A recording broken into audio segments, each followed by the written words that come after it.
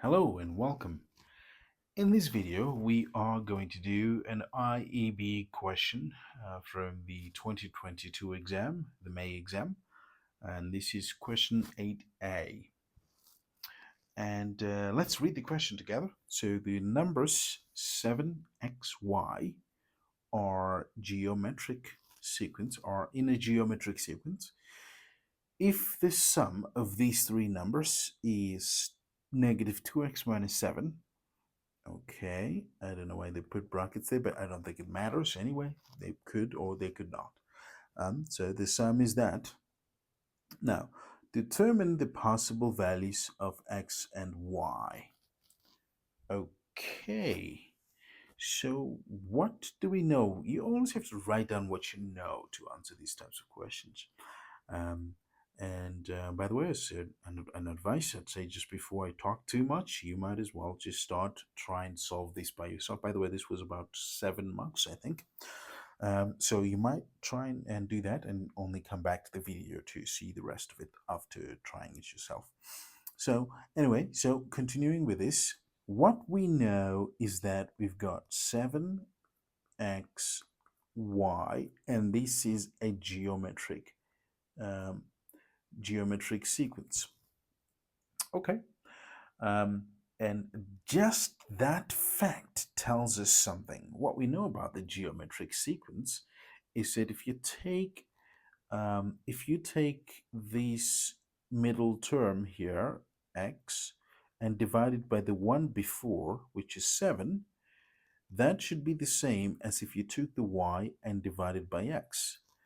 Okay, so it's that whole thing of if this is t1, t2, t3, we know in a geometric sequence that you have t2 over t1 is the same as t3 over t2. We know this about a geometric sequence, and this can work for any terms as long as they're consecutive, and that is what we are given here. So that already creates one equation, right? So we've got one equation here. That is obviously we might even want to simplify that, just so it's not just fractions, because you could do easily cross multiplication on this. Um, so you could just say x squared equals to 7y, and that's the equation. We got at least one equation. Now, here's one thing you should know.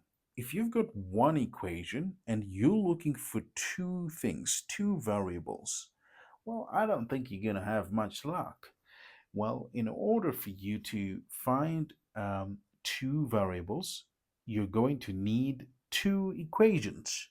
But we have used one given information, one piece of the given information here to create that one equation that we have. Is there something else that's given that we could create an equation with?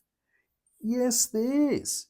Well, there is something else that is given is about the sum of these three numbers is that. Okay, so we're also given the sum of those three numbers.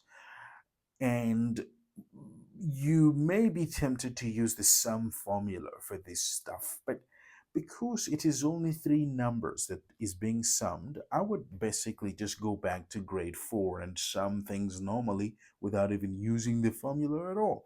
I mean, they're saying the sum of these three numbers. So those three numbers there.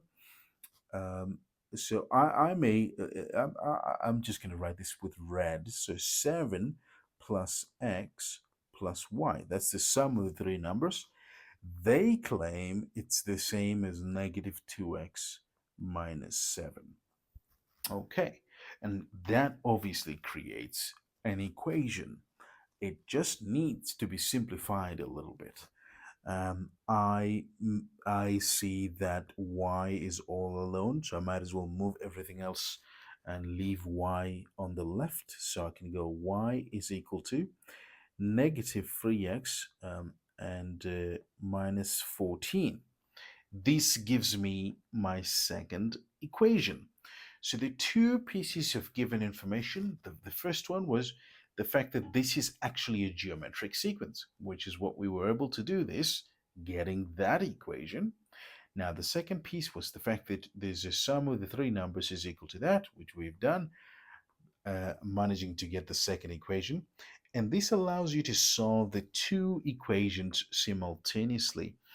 And this is a very beautiful solve because this variable y here is already isolated, meaning you really could just take that and substitute negative 3x minus 14 over there, and you would easily solve for x and get the answers. So you would go, therefore, x squared is equal to 7, bracket negative 3x minus 14, and from here it's really just algebra. I think you have basically by now cracked the entire thing. So that's negative 21x, it's negative 98. And you can solve this very easily using your quadratic formula, and you would get the answers, which I'm not going to do the quadratic formula, but I'll tell you the answers you get. You will get that x is negative 7 or x is negative 14.